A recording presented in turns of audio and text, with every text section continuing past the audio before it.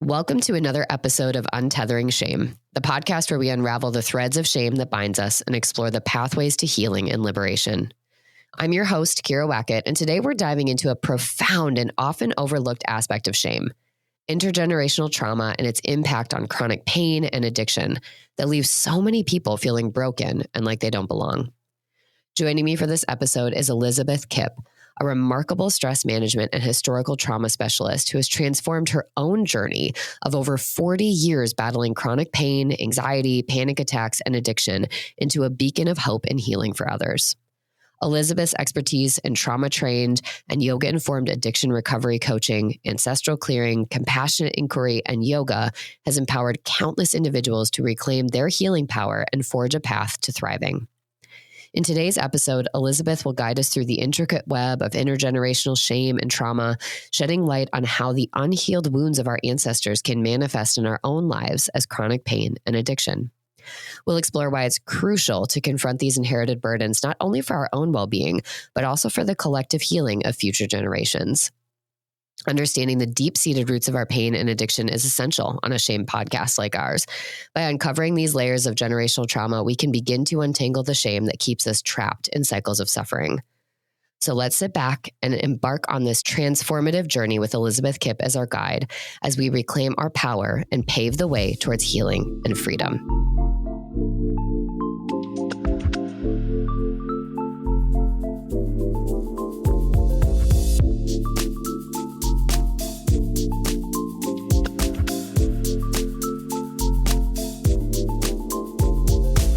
Elizabeth, I'm so excited that you're here. I have been excited for this since we met a couple months ago. Oh, I'm thrilled to be here and talk about this topic. Yes. Okay. So I really like to kind of center conversations before we dive in to do what I call a feelings check. I don't know if that's a me term, if I got that from someone else, but basically just giving you and I a chance to just describe where we're at right now. And so if you could, with one word, describe how you're feeling in this moment, what would it be? I would say fully present. I was just having a conversation with somebody about that and about what that actually means and feels like and how rare it really is for us in our day-to-day lives to do that. So that's awesome. Yeah, I think, honestly, I feel like, I don't know why the word bubbling, like there's sort of like when you watch water boiling at a very slow boil, like I feel like that right now, but in a way of just like almost like curiosity and like movement in my body. And so I'm assuming it's for this conversation, just being really excited, but sort of curious about if there's other things going on too. So we'll leave that kind of in the space and see where it goes. Well, I would say you could consider fully present to be a perception. It's not really a sensation, a feeling. You're talking about sensation. And I would say I'm feeling alive and I'm excited for our conversation. Yeah. There's some excitement in there. Yeah. To see where it can go. Such a good distinction point between cognitive and emotional sort of labeling with that, because I think it's easy for us to kind of allow those two things to be transposed on top of each other. And you're right, it very much isn't. And so, okay, I'm curious. We've talked about this a little bit, but you do so many things at this point. You heal from such a different lens than a lot of people I get the chance to talk to. And you really have put together these different facets of healing and learning and growing in a way that I think is so specific. And I'm curious if you can tell us a little bit about how you got to this place, because obviously you shared you're in your own recovery, but what did that look like? And how did your process get you all the way to where you are now? I love the question. I'll take you back to my first experience of feeling like I had an ancestral burden, but I didn't know what to call it. I remember being about 4 years old, sitting in the family living room. Parents are there. And like I said, I didn't really have the verbiage, but I was wondering, like, what am I doing in this family? I could feel this weight. I could feel this weight. And I would I would say now that it's connected at that point, it was connected into World War II, the burden that my parents carried around that, but also the burden they were carrying from their parents, from the Depression, from World War I, and going back. So there was that. And then there were personal things that I found out about in the family that my mother was carrying that I didn't even know about until a couple of years ago. Wow. So as a young person, I felt it. I'm so glad you brought in feeling, because I felt it as a weight, a kind of compression, density in the body. And anyway, I also, in my family, there was a fair amount of dysfunction in terms of, I'm really an adult child of alcoholics, although they called it social drinking when I was little. But, alcoholism progresses. And so as I was little, the bar opened at 5 p.m, but by the time I was probably maybe 18 or 20, my parents were opening the bar at 11 in the morning, right? Or having a bottle of wine for lunch. So progressive disease. So, and my mother was bipolar. And so there was a lot of, what did that look like? Rage. Predictable in that it would happen every day, but wouldn't know when or why. So the reasons that it happened, the only pattern was that there's no pattern to this. Right. And that it's going to happen sometimes. It's kind of walking on eggshells. So that started me with emotional chronic pain. And we'll just define chronic pain and addiction for the listeners. Chronic pain is any pain that's felt 15 days out of 30 for 3 months or more. Physical, emotional, spiritual. It all sends the same signal to the brain. It hurts. So the brain can't distinguish between a grief experience, like a broken heart, and a broken bone.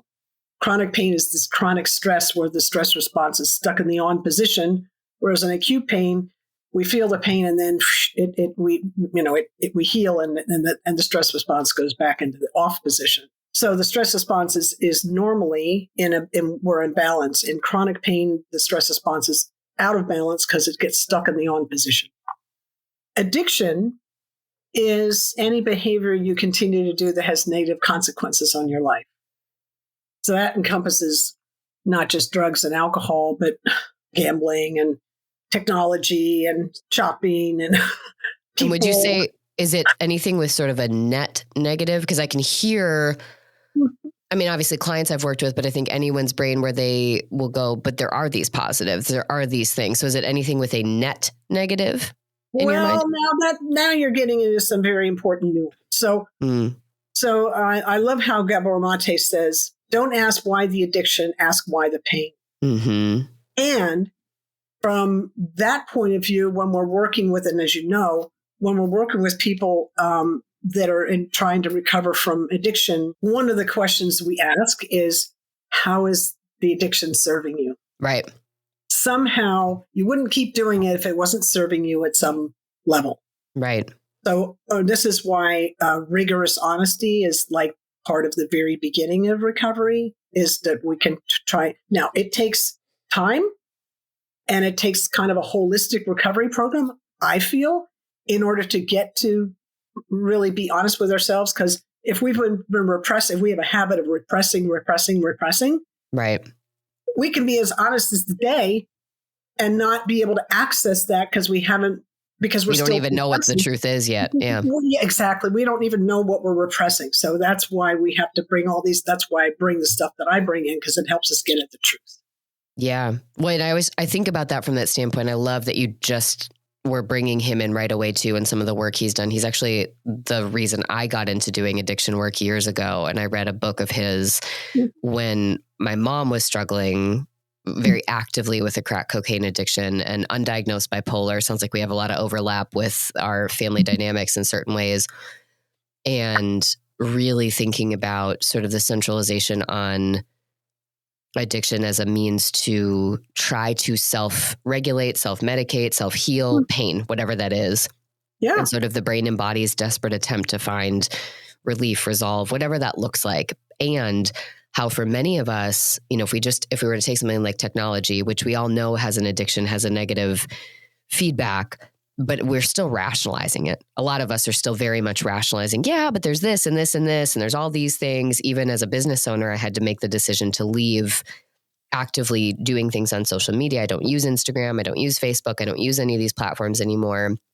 But I could feel myself rationalizing using them because that's marketing. That's how we get our name out there. That's how I make sure that I'm, doing X, Y, and Z and my business is successful. And then having to walk it back and say, but gosh, my value system this is hurting people. And I'm hurting myself using it. The net for me was much more negative. I was losing myself. And so I love that we're pointing that out, but also very quickly going to where I think the conversation is going to be, which is many of us get caught up on the addiction instead of going one step further to going to the pain and the trauma and that piece. And I'm curious for you, because you brought us up to the first period, a little bit of that emotional pain. Were you aware of some of those terms at that point, or did you just sort of know the heaviness? Did you just know like something's not right? This is a lot, but I don't yet have the language to use it, like how you're able to talk about it now? Yeah, I didn't have the language, and I felt very isolated in my experience because it felt like, child abuse wasn't really a thing back when I was.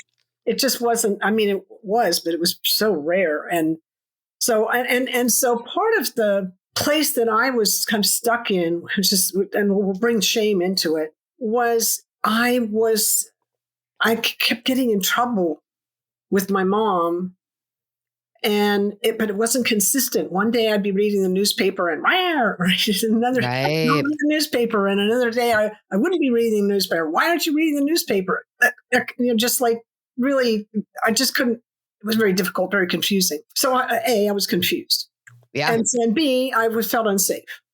Yeah, there was no security. There was no predictability. Right. It's just that I knew it was coming. I just didn't know. Right. Yeah. The predictability, you were going to feel like garbage by the end of the day, but you didn't know exactly what the process would look like to get there. Yeah. And I felt shameful. That shame became part of my kind of general perception of myself. My self-esteem took a hit because it didn't matter how perfect, and of course I'm a recovering perfectionist. It didn't matter how perfect I could be. It didn't matter how I kept trying to match my behavior the best I could to like please my mom, and people pleasing is another thing I've had to get over. Right. So, but it didn't kind of matter. It didn't matter kind of what I did. I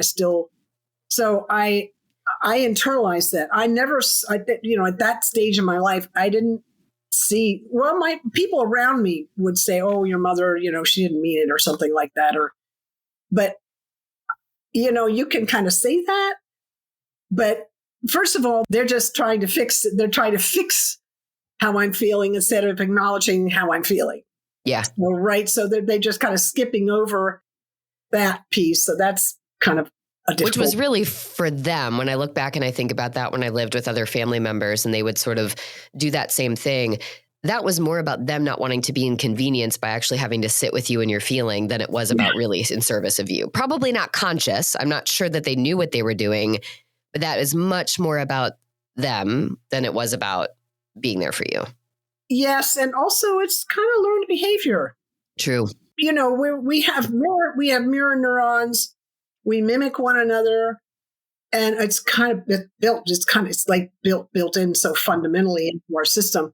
So this is one way these behaviors get passed down, is just straight mirror neuron stuff.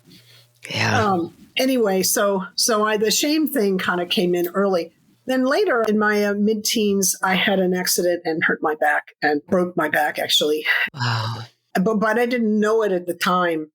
And 14 years later, I had surgery because the back became unstable. The brake became unstable, and I started surgery, and I had the surgery, but I ended up having 4 surgeries, and every time I had surgery, they increased the opiates and the benzodiazepines, the anti-anxiety medicine to go with the pain medicine, and the pain just kept getting worse and worse. Now, the interesting thing is they never asked the question, why isn't Elizabeth healing? They assumed I wouldn't because they didn't know anything else to do with chronic pain except to provide opiates and benzodiazepines. They didn't see that there was a healing path at that time. Right. So I finally found a doctor who understood the nature of chronic pain, but that wasn't until 2013. So, Yeah. thank goodness I found him.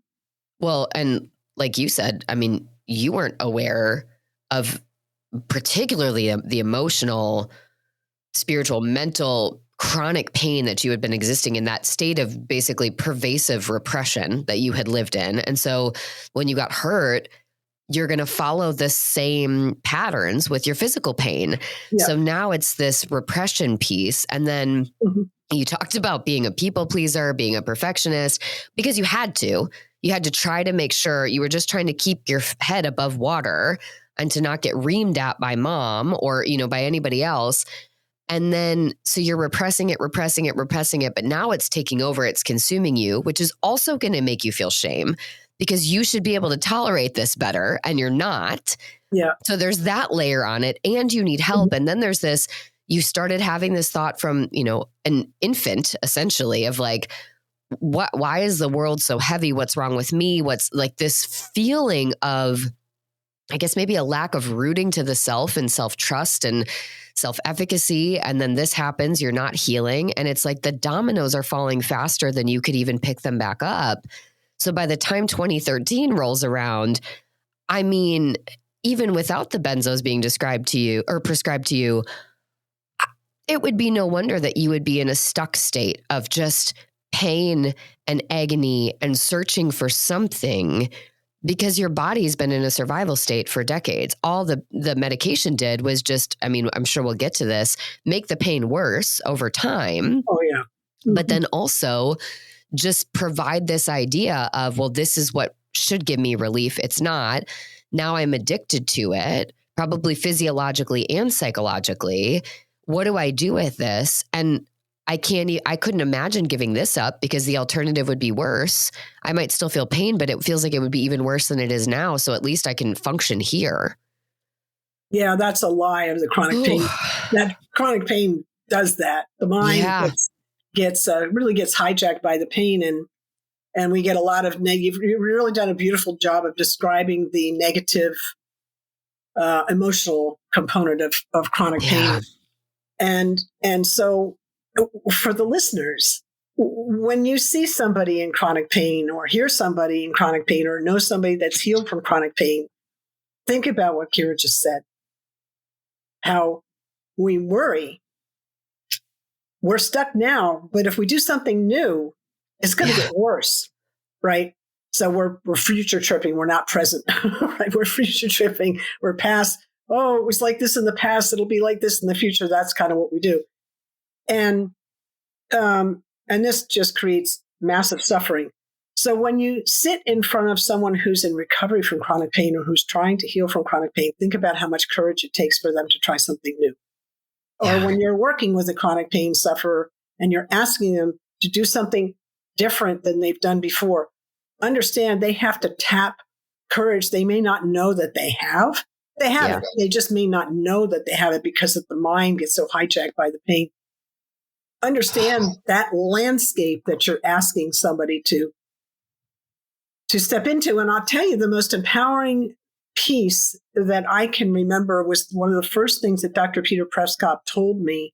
He wrote this beautiful book. He's the one that took me through his pain management program and got me off the medicines.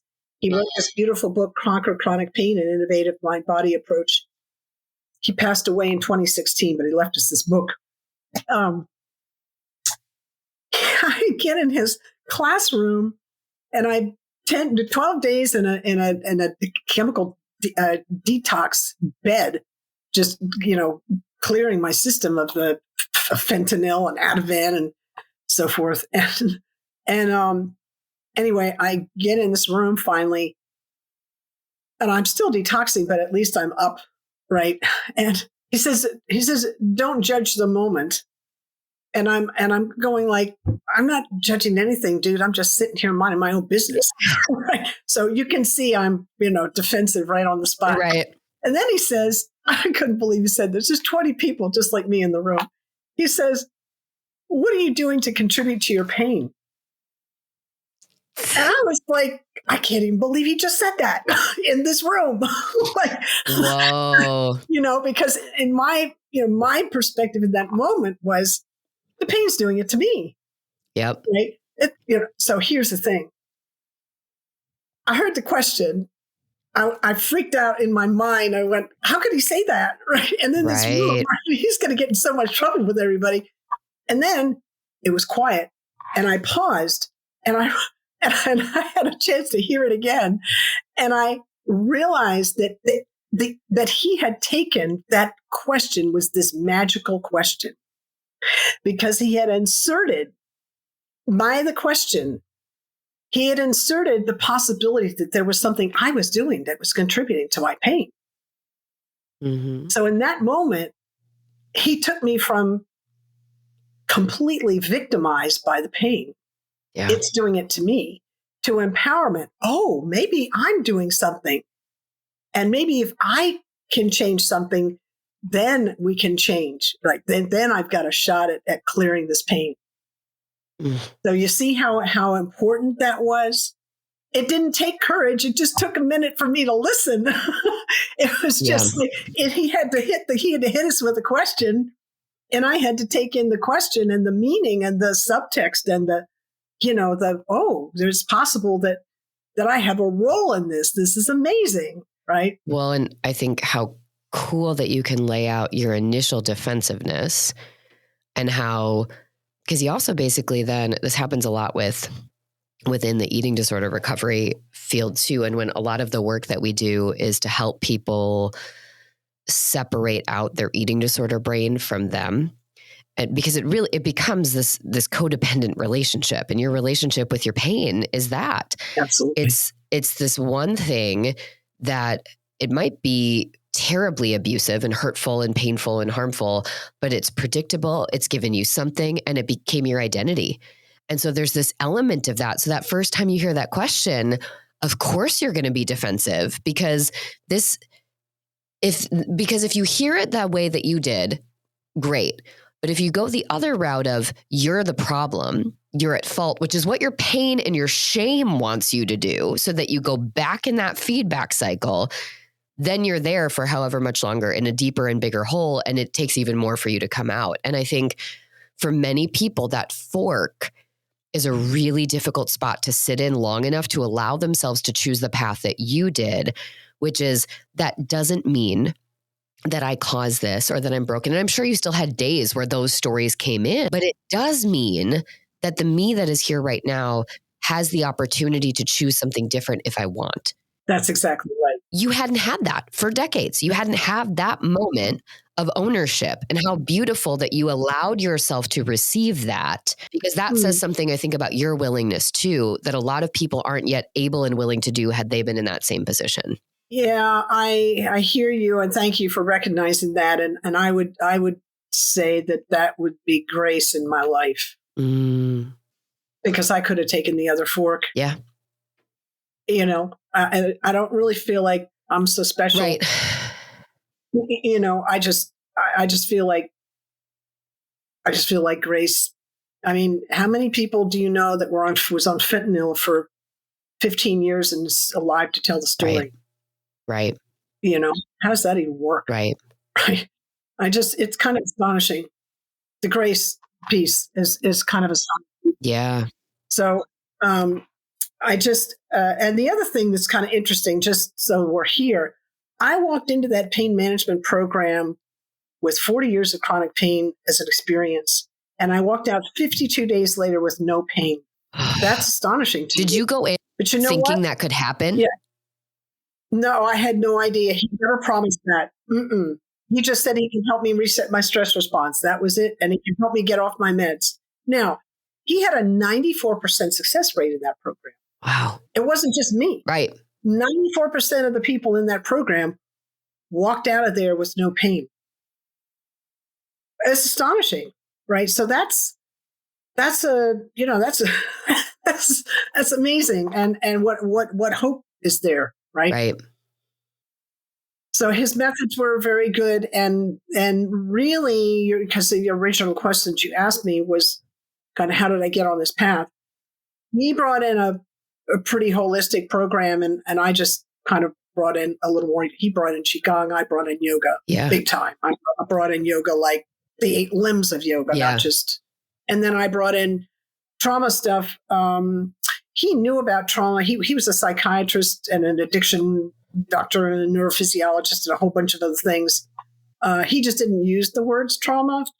And he was fairly trauma informed, but now that was, that was 10 years ago. Right. So there's a lot more understanding of trauma and the kind of the nuances and kind of how to help people in that space. I'm not a trauma therapist, but I'm a great trauma coach. Yeah. So great in supporting people that are working either with a therapist, trauma therapist, to clear their trauma, or working on their own. That's kind of a span of different people. But as a coach, a supportive coach, I'm great for that. Well, what I think is really cool is, so one, I think when you talked about grace, it made me think about terminal uniqueness, which I learned about from, there's an actor, Hank Azaria, who talked about this on a different podcast. He's in AA. He's been working his recovery program, and terminal uniqueness is a big thing that would come up in their programming. And this idea of, when you make yourself so othered, you are the worst or the best. Whenever you other to an extreme, that is your biggest downfall. And with pain, with shame, it's what it wants us to do. You couldn't possibly understand my story. I have it worse. It's too bad. I can't get healed. I couldn't choose that path. Oh, this won't work for me. You couldn't have anything to offer, or I'm too bad. I failed too many times. Whatever the story is, that terminal uniqueness is sort of an elevation of self, either in a positive or negative way, above the human experience. What you described when you talked about grace is sort of this realization of, as humans, we do have power and control over many things that we don't take power and control over. And we don't have power and control over many of the things that we get tripped up on. And I think you saw that. And my guess is you had to unlearn some myths, some stories along the way before this worked. And I'm curious what some of those were for you, if you can remember what you had to release at that to allow the rest of the process to come in. Yeah, well, wow. I guess we're going to get into it just a little bit deeper. So, because you've asked a kind of an important question, and it might be helpful. I'm feeling like would be helpful. Yeah. My mother, when I was 15, had some kind of cold, and she took antibiotics, but she kept drinking. And people didn't really know how dangerous that combination was at the time. Yeah. Anyway, I was in the kitchen with her cooking, and it was just her and me in the house. And we were chopping vegetables, and she turned and she ran at me and put a chopping knife right up against my throat. I thought I was gone. And I put my hands up. I just put them up by my shoulders. Kind of like, it's like, you got me kind of thing. Yeah.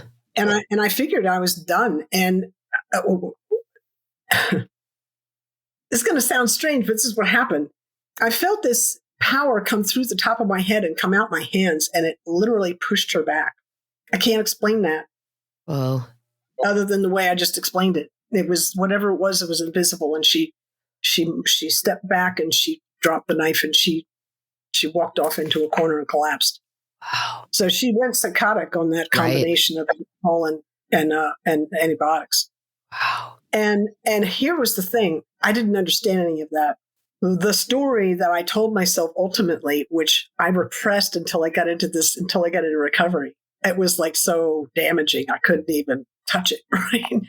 And I had this history of repressing. The story was, if my own mother wants to take me out, right, I don't even deserve to live, right? Right. So lots of massive shame there. Oof. I couldn't even uncover that story until I'd gone through Dr. Peters' program, and then he had some extra work he did in the next year and a half, where he had a couple of retreats, and it showed up and it kind of surfaced during a retreat, and I was able to clear it. Right. And it was almost like all the puzzle pieces fell into place. Wow. That was really interesting, Well, I mean, how interesting. I mean, anyone listening is going to go, yeah, of course, that is such a pivotal moment and experience. But like you said, that might have been a much more extreme version, but your mom was pretty actively emotionally abusive every day. And so this wasn't like I had this one incident, and as I got older, I didn't understand psychosis and blah, blah, blah. It was every day I had sort of a low grade reminder that my mom doesn't love me and care about me the way that you needed to have it be experienced for it to be secure. So that moment sort of became the tipping point for your brain to go, well, see, now we have enough evidence. And it was hard to let that go when now it basically dumped a bucket of concrete on that and kept it connected to every other moment that you had with her and every moment that happened after that to further solidify it. And so I think that's what happens for many people. Some of us have one moment that stands out. Some of us, it's a multitude of moments, but it's the realization that shame does such a good job of then making a tunnel around everything else in our life to then fit that narrative. And so you had that narrative, but like you said, you wore it every day. You didn't even know it was something you could take off, and that might not be true. And, or even if it was true that your mom didn't love you or care about you or any of the terrible, painful things that you thought, that didn't mean that the rest of the world couldn't.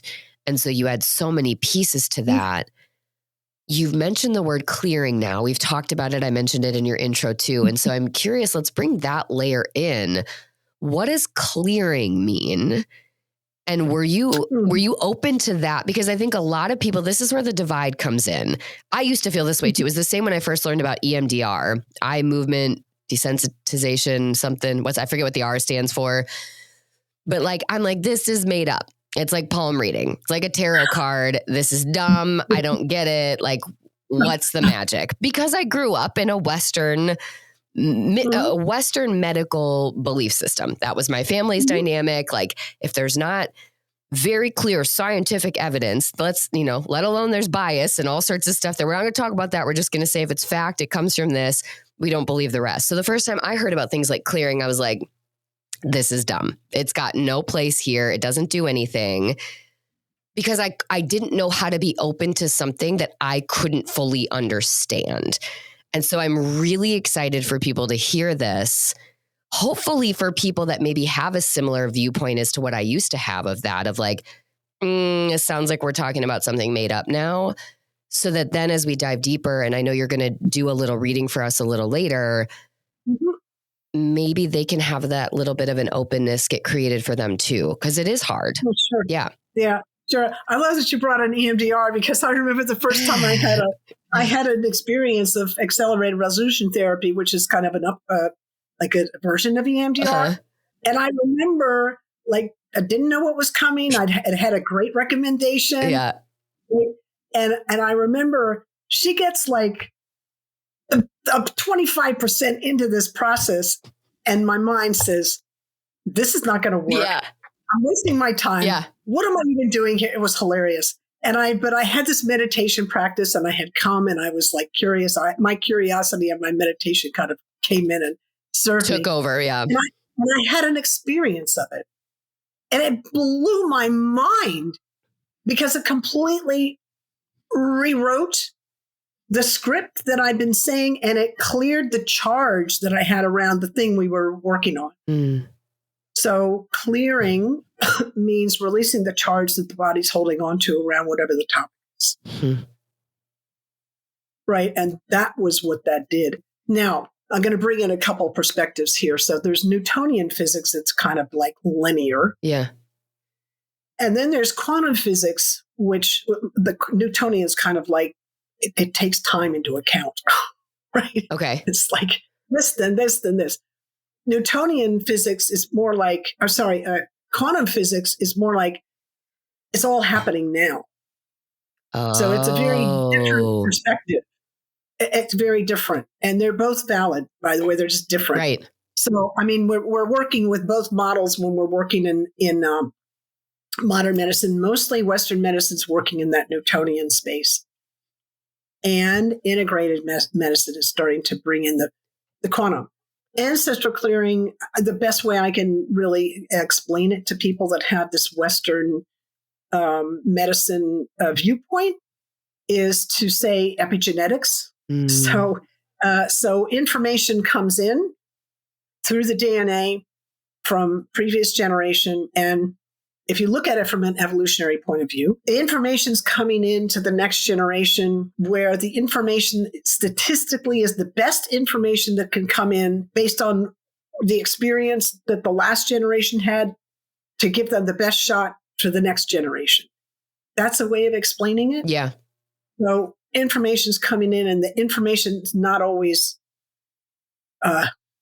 happy information. Right. But it is that like survival of the fittest, and the idea of like that information gets translated down. There might be trauma, painful things, but like the survivability was along that, like passing down these skill sets. And it wasn't just learned behavior. It was also in their DNA. Yeah. Right. That's right. Okay. Yeah. So, and the thing about epigenetics is that, so there's the hardwiring, your computer hardwiring. That's the DNA, hair color, skin color, eye color. Then there's the epigenetics, which is more like, what's the environment like? Is the environment primed for me to behave this way? Oh. So my environment primed with all the pressures that I had and the meaning that I made of them primed me for this chronic pain experience and addictive behavior. So it was the strategy that I used to keep myself safe. It sounds like really what you just described that I think is so key for people is it was the coming together, because you said it's what you basically were given, the script you were given, the information you were given, and then the meaning that you made of it. And so it's really that amalgamation of both things together, sort of creating this story, and it primed you. Like you were ripe for that. I think it's the same way. I mean, I've never struggled with a substance use, I guess, disorder, but everybody in my family has for generations and generations. And what I didn't realize is that, and I think maybe this is where I started to become more open to some of these things but I have internalized all of their unresolved trauma, all of their patterns of surviving and coping. I was primed. So when I developed an eating disorder, when I developed people pleasing, when I developed these other addictive patterns, that was already primed in my brain and body, because that had been passed to me but this is a way of survival. This is a way to manage. I just didn't know it at the time. Interesting. Okay. Keep going. I'm ready. So there's that aspect. So the quantum field, it's all happening now. Yep. And then the genetic versus epigenetic. Now I'm going to take you into another little perspective. When your grandmother was pregnant with your mother, at 4 months, your egg developed. So you were sharing space with the energy that your mother was experiencing in her grandmother. So you were sharing space with your mom and your grandmother at the same time. Whoa. Remember, we're in the quantum field. Right. We're looking at it from the quantum field. We're experiencing certain energies. So there's all kinds of information in the energetic field. So if they're going through, I just blew your mind. Yeah, I know. I've got a lot that just came up that I'm like, whoa. Yeah. And knowing the trauma my grandma went through, she had narcolepsy, and the person who, my mom's dad, I never knew him. He died before I was born. So he was never like grandpa to me. She was having a narcoleptic attack, and he basically raped her during that time. And she got pregnant with my mom. And basically the resentment of all got turned towards my mom, because now she was stuck. She couldn't leave. She couldn't do anything. You couldn't get an abortion. You couldn't leave the man. I mean, she was growing up in what would that have been, the 40s at the time. I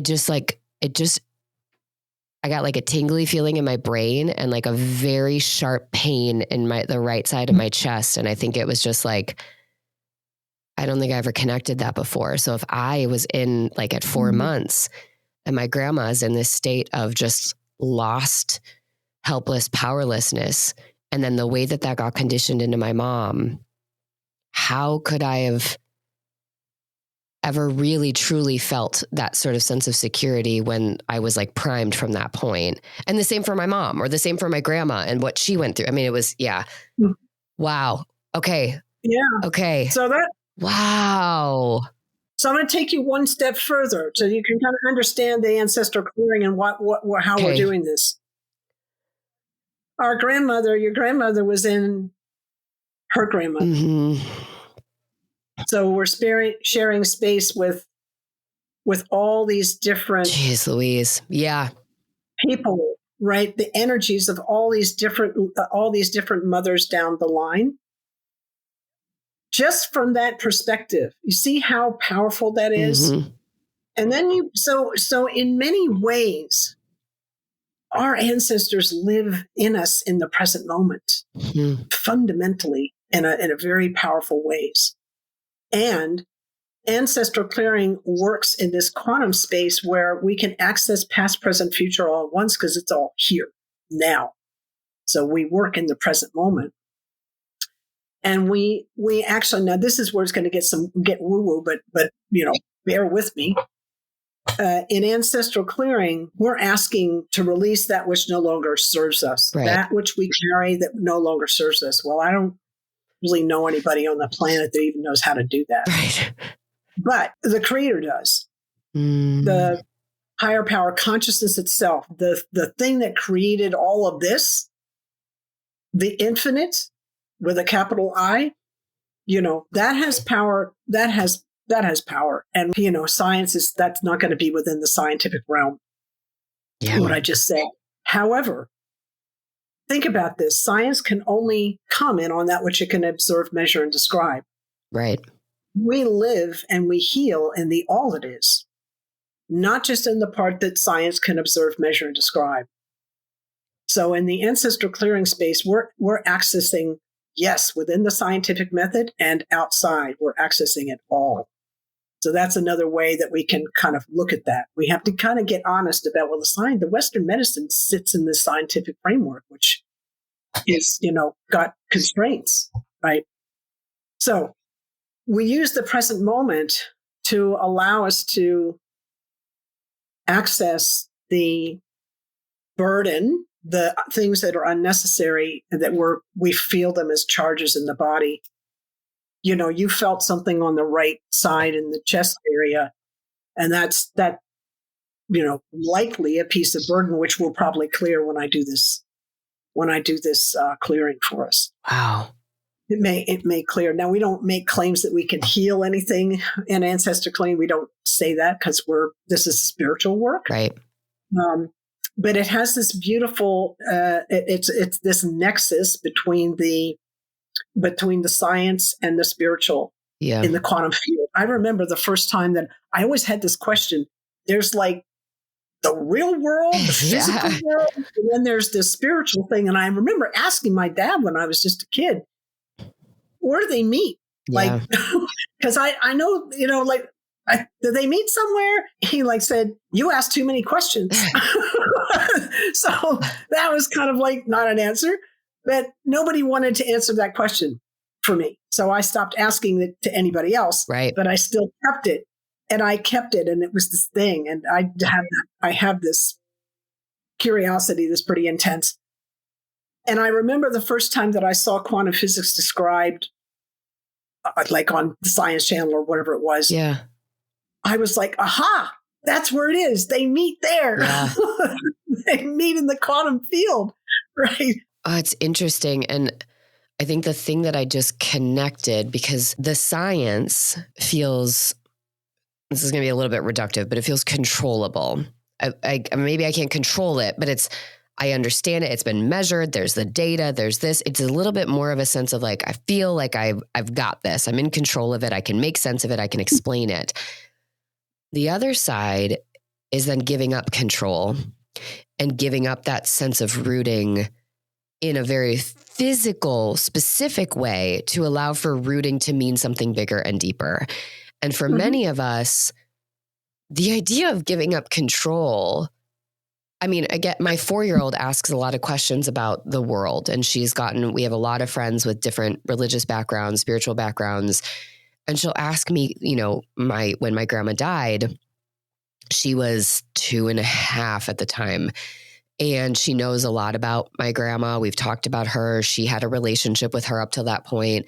And she's like, it was grandma in heaven. And I said, babe, I don't know. I have no idea.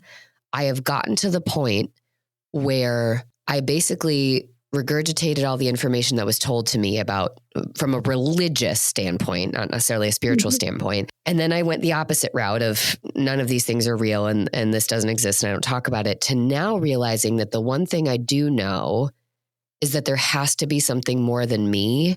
And I'm learning to give up the control of needing to explain exactly what it is and trying to figure out instead how to be open to engaging with it in the ways that I'm meant to. And I think that was the shift I had to make to allow things like EMDR to not feel like it was, crazy talk. And so even as you're describing this here and I'm thinking about it, I can still feel that part of my brain that's like, but it doesn't make sense. And then doesn't have to. Exactly. And that's the part that the other side is getting louder, where it's going, but why do you need it to be okay? That's the ego wanting safety. Our ego, people say, oh, the ego is like crazy and, it's a thing and it's this enemy. And I'm like, no, right. Our ego's there to keep us safe, to help us stay safe. So we respect that, but we don't necessarily let it run the show. I'd love to give you an experience of this forgiveness work for releasing shame. And we'll just give everybody an experience, because you're kind of asking me, when you ask me what's ancestral clearing, you're kind of asking me what's chocolate. You kind of have to have an experience of it to understand it, right? So what we're doing in this practice is we're calling in creator energy, higher power, whatever you want to call that, God. I don't think it has an ego. It doesn't care what we call it. And we're asking it to help us release that which no longer serves us. And we use the word forgive to mean offering up that which no longer serves us. So everyone listening to this is for everyone listening, for you now and me as well, live, but everyone listening, the replay is just as powerful. Just put your attention on the body and breathe normally, and just notice kind of whatever sensations in the body, and maybe give it the intensity of the sensations in the body. Give it a rating from 0 to 10. And I'm going to go through this, and we'll see you on the other side. Higher power, creator, God, divine spirit. You're known by many names, and you're one. We thank you for all the blessings you've given us. We ask you for us and all of our relationships and all of our ancestors and all of their relationships throughout all space, time, dimension, realms, lifetimes, and incarnations.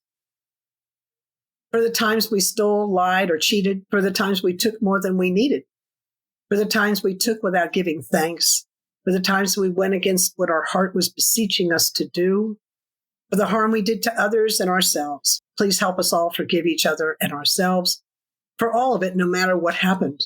Please and thank you. For the times we saw ourselves as falling short of others' expectations for us, or expectations for ourselves. For the times we were unable to complete a task entrusted to us and all that arose in the lineage because of that. For the times we let others down, let ourselves down, felt let down by others, including you, higher power. Please help us forgive each other and forgive ourselves. Please and thank you. For the times we confused guilt with shame and made our mistakes mean that we were the mistake, and there seemed to be no escaping this meaning. For the times we took on the shame of others in our family, our community, or anywhere else. For all that led up to and arose from shame in our lives, and all we made it mean, all limiting beliefs, judgments, and conclusions about it, all the letdown because it happened, any inverse burden, and any time you felt the energy of this in the womb. Please help us all forgive each other and forgive ourselves. Please and thank you. For any time there wasn't enough to go around and we suffered in body, mind, or soul, for all we made it be about ourselves, each other, the community, our leaders, life itself, and even you, higher power. including that we weren't enough, and all that rippled out into the lineage as a result. We ask, please help us to forgive each other and forgive ourselves, please, and thank you. Please help us find peace with one another and ourselves, no matter what happened. Please help us to love one another and ourselves as you love us now and forever. Please and thank you. Please and thank you. And just take a nice big breath in and let it out. And just notice how that feels in the body. It's interesting, as you were talking, I noticed different sensations coming up as you would say different things. Mm-hmm. So it's interesting even for me to make the connection of where I might be storing certain things in my body, because I would notice a certain part and I was like, oh, that's a familiar pain. And it would happen when you would say something very specific. And so it was interesting to kind of pay attention to that. What I also noticed is a lot of it is, again, what you said of sort of the willingness to just release something, to allow it to leave because it's not serving me anymore. That's right. Yeah. One of the things that I know that came up a couple times as you were saying things is I would notice a sort of a loud internal thought of, gosh, you expect so much of yourself. And that just sort of like came out several times with what you were saying. And I think just like allowing that, I think there's a part of me that's still holding it, like maybe isn't ready to get rid of it yet, but naming it, and it felt different this time. Like I've said it before. I know I'm hard on myself. People pleaser, perfectionist, like we could all hang out in the same groups, but naming it to the point of, I think maybe what it is, honestly, is a sense of choice, maybe almost kind of like what you described when he said that in the room of like, I am making a conscious choice to continue to be this hard on myself. And I own that, which means I also have a sense of empowerment to decide I get to release that. Yeah, that's true. And my experience is that we're carrying the burden of our ancestors. Yeah. And as we release that, we have a greater sense of our own stuff we're kind of holding on to versus, I don't know if it makes sense because I've had the experience of this and it's kind of hard to put words around it. But it's easier for us to release as we do more of this work. Yeah. And, yoga is good at release. It's not the only thing that releases energy like this, but it's very powerful at doing it. And the shame piece, the thing that's interesting about the shame piece, shame is the food of addiction. And the inner critic, it's really driven by shame. Yeah. And I was working with, I was in a webinar with Alex Howard today, who's a trauma specialist. And he was explaining these 6 different core kind of psychological things that are from trauma. And it included people pleasing and high achiever and perfectionist and caretaking. And I asked the question, where does shame fit into all of this? Or is it a separate thing? Right. And his answer was both. So it's its own thing. And it's a piece of it's what locks all these other kind of codependent behaviors, trauma responses. What locks them in is the shame. Oh. So your podcast and the fact that you're actually pointing your energy at clearing this issue is just massively huge for everybody. Thank you. It is interesting, as you said, yoga too. I just made the connection of essentially, sometimes it's like, even in therapy, even in talk therapy, processing doesn't mean that anything has changed in terms of what's happened to us. It's how much of it we're still carrying and what meaning we're making of it moving forward, kind of what we're taking with us. And I think really starting to see the overlap of this of like, one, how to recognize I don't ever want to be so bold as to think that I understand all of the elements of a person's story, their pain, their suffering, whatever it is. And also realizing that when we do that in our culture with it, an addiction, and we start talking about addiction in the beginning of like how easily we reduce people to one thing instead of realizing like we got the opportunity in this episode to go through your story more and to understand and to see the layers. What would that look like if we brought these layers in of understanding?